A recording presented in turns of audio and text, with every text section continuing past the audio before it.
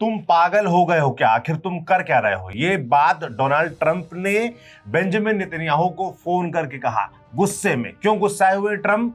क्योंकि इजराइल लगातार लेबनान पर हमले कर रहा है और इसकी वजह से ईरान और यूएस के बीच जो पीस डील चल रही है, जो बीच का रास्ता निकाला जा रहा है ताकि युद्ध रुक सके, वो पूरी तरीके से खलल में पड़ी हुई है, उसको अटका दिया गया है। तो इजराइल पर नाराजगी जाहिर करते हुए ट्रंप ने क्या कुछ कहा, अभी पीस डील कहां पहुंची, क्या फाइनली कुछ हो पाएगा, या जो डर चल रहा है पूरी दुनिया में कि अगर अगस्त तक ये मामला खिंचा, अगर युद्ध नहीं रुका तो पूरी दुनिया आर्थिक मंदी के दौर में जा सकती है। नमस्ते, मेरा नाम सौरभ त्रिपाठी है, आप न्यूज पिंच देख रहे हैं। मेरे साथी विनय सुल्तान है जो कि आपको बताएंगे इस फोन कॉल के बारे में। ईरान और यूएस के बीच अभी फिलहाल बातचीत किस स्टेटस पे कहां पहुंची है, इसके बारे में बताएंगे। विनय, सबसे पहले तो इस फोन कॉल की बात कर लेते हैं क्योंकि ट्रंप गुस्से में है, ये सब जगह निकल के आ रहा है। एक फोन कॉल हुई, क्या हुआ? ट्रंप बातचीत क्या हुई, इसके ऊपर कोई आधिकारिक बयान नहीं हुआ आया सिवाय डोनाल्ड ट्रंप के, जिन्होंने अपने ट्रूथ सोशल पे लिखा, उसको हम आधिकारिक तौर पे मानते हैं। ये जो आप बता रहे थे, ये एक्सियोस पे छपी हुई खबर है।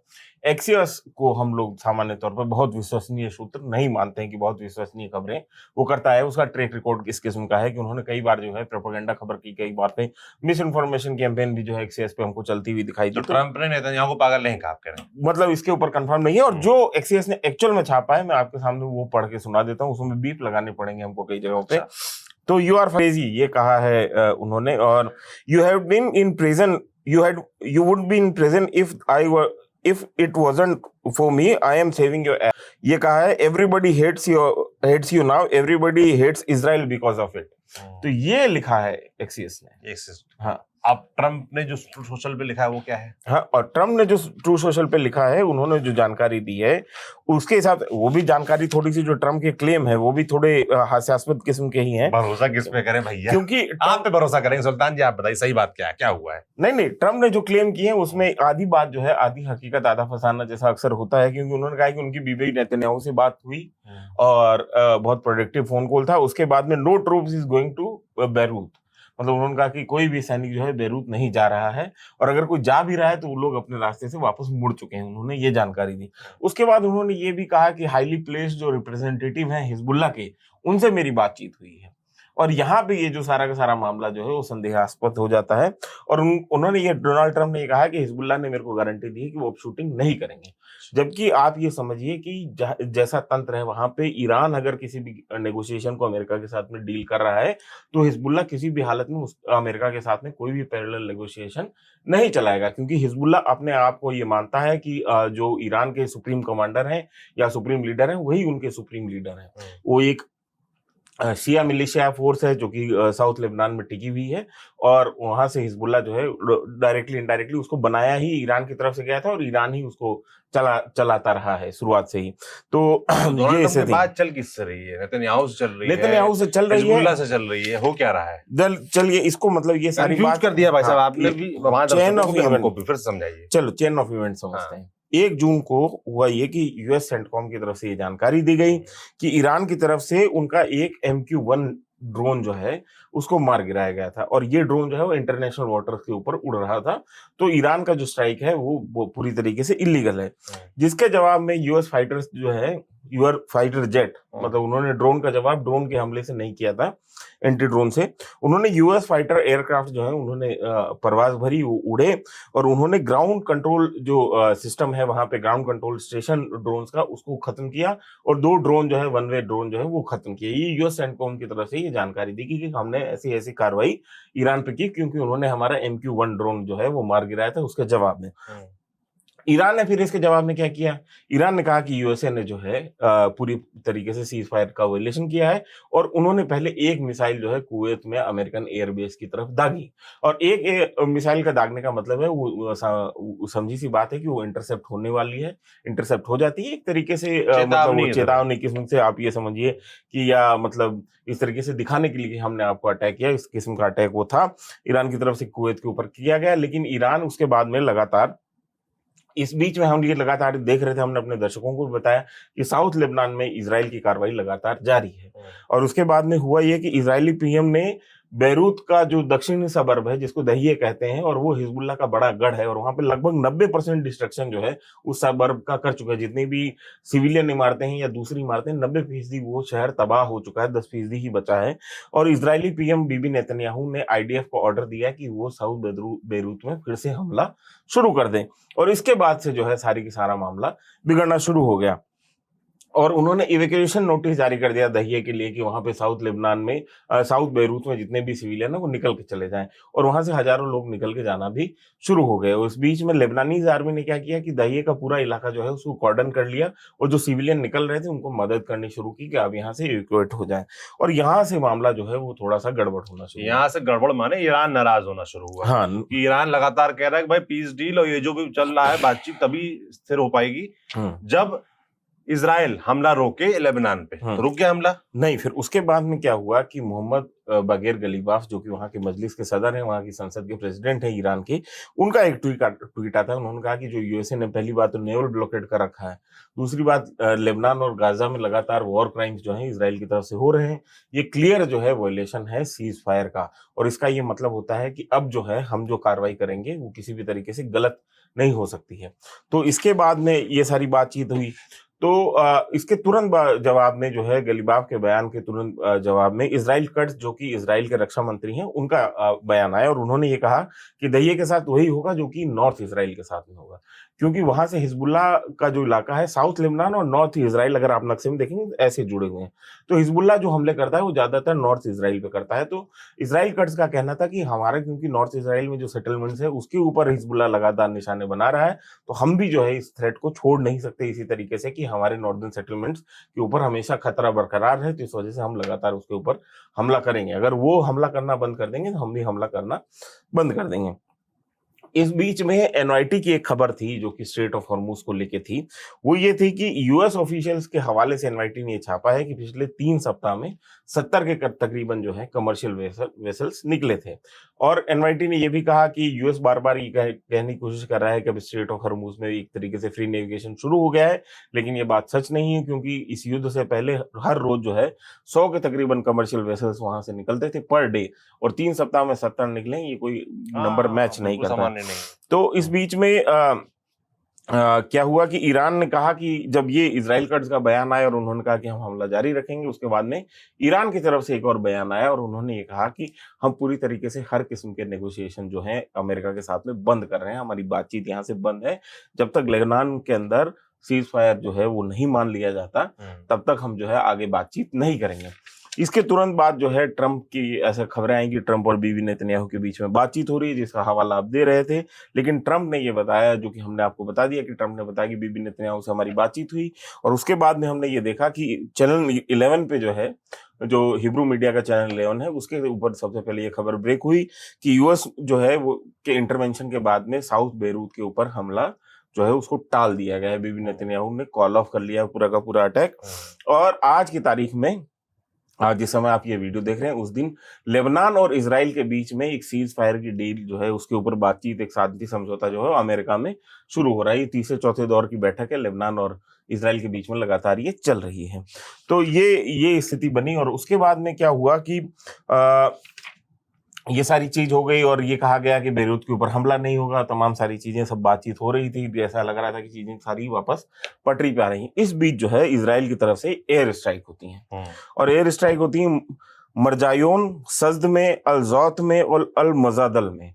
ये चारों इलाके जो हैं साउथ लेबनान के इलाके हैं, लेकिन ये बेरूत नहीं है। आप समझिए, बेरूत क्योंकि लेबनान की राजधानी है, बेरूत से जो साउथ का इलाका है, खासतौर पर लिटानी रिवर से इस तरफ का इलाका, तो वहां पे हमले जो है इजराइल की तरफ से एयर स्ट्राइक फिर से शुरू हो जाती हैं। और इसके जवाब में हिजबुल्लाह की तरफ से फिर जो है 20 रॉकेट जो है दागे जाते हैं इजराइल के ऊपर। जो आईडीएफ की पोजीशंस हैं नॉर्थ इजराइल में, वहां पे जो है हिजबुल्लाह की तरफ से फिर से रॉकेट दागे जाते हैं। और इसके जवाब में जो है ईरान की तरफ से भी ये कहा गया कि हमने बैलिस्टिक मिसाइल से एक यूएस से लिंक्ड एक जो वेसल है, कमर्शियल वेसल, उसको हिट किया है, जिसका नाम है एमसीएस सरिस्का। लेकिन इसके ऊपर भी 2 अलग अलग किस्म के बयान है। पहला, ये ईरान की तरफ से वीडियो जारी किया गया और कहा गया कि हमने एंटी शिप जो है बैलिस्टिक मिसाइल दाग की, उसको निशाना बनाया गया।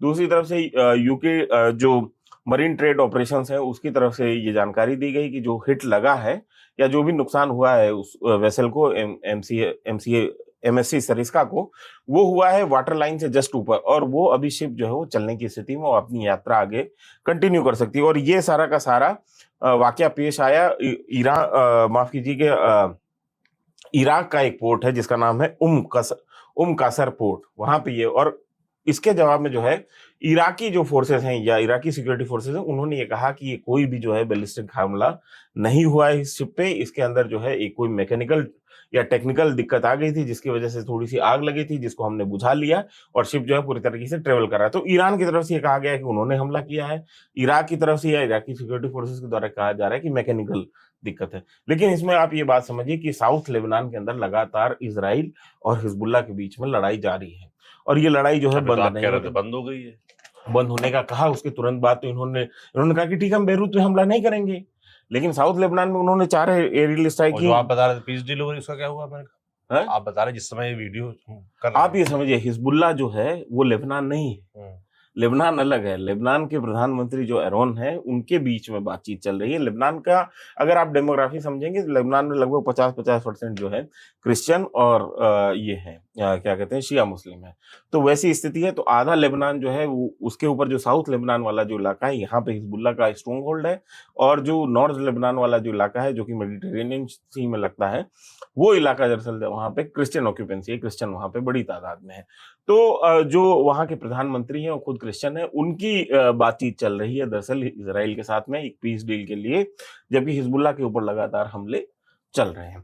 तो ये तमाम जो है बीबी नेतन्याहू के साथ में जो कॉल हुई, उसके बाद में तमाम बातें हुई, जिसमें डोनाल्ड ट्रंप ने यह दावा किया कि हमने हिजबुल्लाह के भी रिप्रेजेंटेटिव से बात करके उनको भी समझाया, और उन्होंने भी हमको ये जबान दी है कि हम आगे शूटिंग नहीं करेंगे। इसके तुरंत बाद जो है इजराइल ने ये जो 4 लोकेशन में बता रहा हूँ, मरजायोन, सज्द अल जौत और अल मजादल, ये 4 जगहों पे एयर स्ट्राइक जो है साउथ लेबनान में फिर से इजराइल ने कर दी।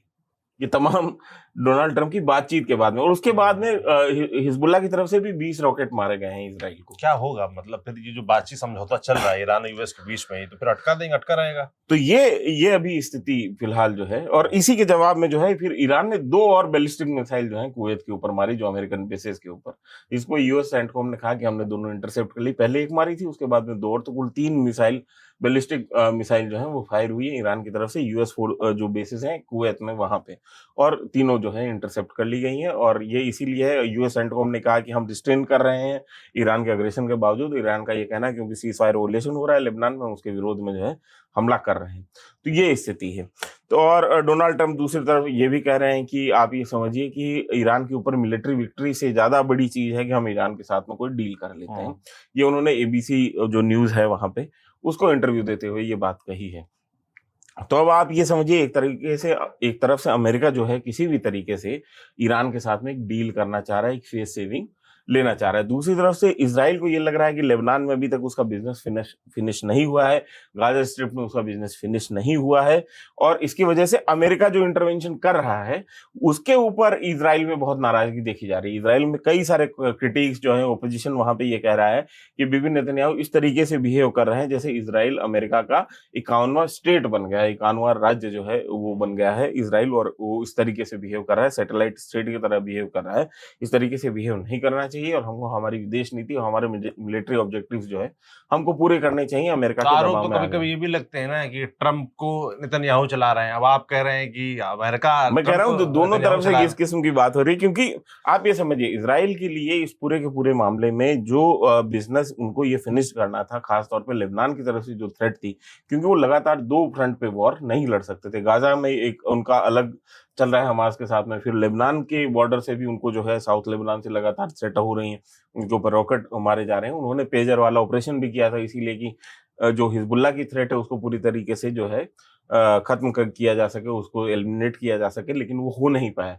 और इजराइल में इनिशियली मोसाद और इजराइल की इंटेलिजेंस एजेंसियों का ये असेसमेंट था कि हिजबुल्लाह अब पूरी तरीके से डिसमेंटल हो गई, क्योंकि हिजबुल्लाह के 4 जो टॉप लीडर्स हैं एक के बाद एक उन्होंने मारे थे, और उन्होंने ये नीति अपनाई थी कि टॉप का अगर हम लीडरशिप साफ कर देंगे तो नीचे का ऑर्गेनाइजेशन अपने आप साफ हो जाएगा, लेकिन ये हिजबुल्लाह में होते हुए दिख नहीं रहा है। और ये इस पूरे के पूरे 40 दिन का जो वॉर है उसमें इजराइल के जो सबसे बड़ा स्ट्रेटेजिक कैलकुलेशन में जो मिस्टेक हुई वो हिजबुल्लाह को लेकर ही हुई है।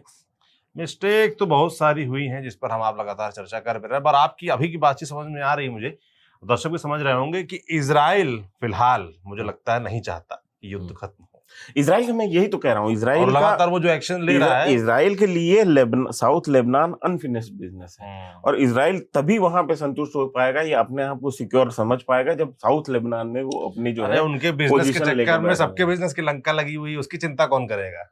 अब उसको, अब हिजबुल्लाह को के साथ में पीस डील जो है वो ईरान के लिए नाक का सवाल है, क्योंकि हिजबुल्लाह उनका खड़ा किया हुआ है, उनके सपोर्ट में वो युद्ध में कूदा, नहीं तो कोई जरूरत नहीं थी उसको इजराइल के ऊपर हमला करने से।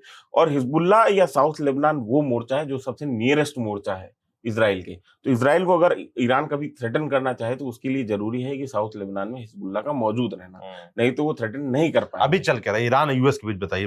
अभी ईरान और यूएस के बीच में फिर से बातचीत शुरू हो गई है, ऐसा कहा जा रहा है। तमाम वहां की जो मीडिया है वो ये रिपोर्ट्स कर रही है, हालांकि आधिकारिक इसका कंफर्मेशन नहीं है। डोनाल्ड ट्रंप का ये कहना है कि इस सप्ताह डील हो जाएगी, वो लोग अरे वो तो हर दिन कह रहे हैं। हाँ, लेकिन हमको बताना तो पड़ेगा ना पत्रकार के तौर पे, वो यूनाइटेड स्टेट्स के प्रेसिडेंट है, तो क्या ही मैं तो जनता का रिएक्शन बता रहा हूँ, जो आपने बोला ना कि उन्होंने कहा है कि हाँ, वो जो मैंने बोला वही लोग भी सोच रहे थे। हाँ। यार ये तो रोज कहते हैं। हाँ, लेकिन अब मेरा काम तो वही रिपोर्ट करना है जो बोला आप जा रहा जवाब था। दीजिए। तो मैं जवाब कैसे दे सकता हूँ? डोनाल्ड ट्रंप बताएंगे अब कैसे, कब डील होगी कब नहीं तो होगी। देखने वाला होगा हाँ। कब डील होगी, पर डील किस वजह से अटकी हुई है। बार बार जो डेट आती है कि आज हो गया कल हो गया, वो हर दिन पता चलता है कि नहीं और आगे खिंच गया है उसकी टाइमलाइन। तो ये टाइमलाइन क्यों खिंच रही है? जाहिर सी बात है कि इजराइल मानने को तैयार नहीं है, उसका अनफिनिश्ड बिजनेस है साउथ लेबनान में, जहां हिजबुल्लाह के खिलाफ उसकी लड़ाई लगातार जारी है। ईरान कह रहा है पहले वहां रोको बम मारना तब बातचीत हाँ, होगी। मतलब इजराइल का ये कहना कि आपकी डील करनी है, आप ईरान से करिए, जो हम अपना काम कर रहे हैं। पहले हम हमास के साथ में लड़ाई कर रहे थे गाजा स्ट्रिप में, और हमारा जो ये इधर था उससे पहले हमने हिजबुल्लाह पे भी हमले किए थे। उस समय 12 दिन का वॉर हुआ था इनके साथ में, जब इन्होंने हिजबुल्लाह पे हमला शुरू किया था, तो 12 दिन का वॉर था। हम इस तरीके से हम अपना आप समझ लेंगे, आप अपनी डील अपने हिसाब से करते रहिए, आप हमको मत रोकिए। मतलब और ये इस बात को लेकर ईरान तैयार नहीं। ईरान कह रहा बातचीत तो भाई साहब तभी फलित हो पाएगी, तभी उसका रिजल्ट निकलेगा जब इजराइल को आप थामो और बोलो लेबनान पर हिजबुल्लाह जो कि उनका एलाई है ईरान का, उस पर हमला रुके। तो देखते हैं क्या होता है। जो अभी तक हुआ है, जो बात अटकी हुई है, चल भी रही है, अटकी भी हुई है, जो भी है आपके सामने हमने रख दिया। आपको क्या लगता है कि कुछ होगा नहीं होगा? मतलब मुझे तो बड़ा मुश्किल लगता है क्या होने वाला है कुछ भी कहना, और जो दिख रहा है भाई वो तो हमारा बताना आपको काम है। तो हमने बताया। आपको ये बातचीत कैसी लगी कमेंट बॉक्स में लिखकर जरूर बताएं। मेरा नाम सौरभ त्रिपाठी, मेरे साथी विनय सुल्तान और उनकी डायरी, जिसको सलाम, और कैमरे के पीछे है गीतांश। शुक्रिया।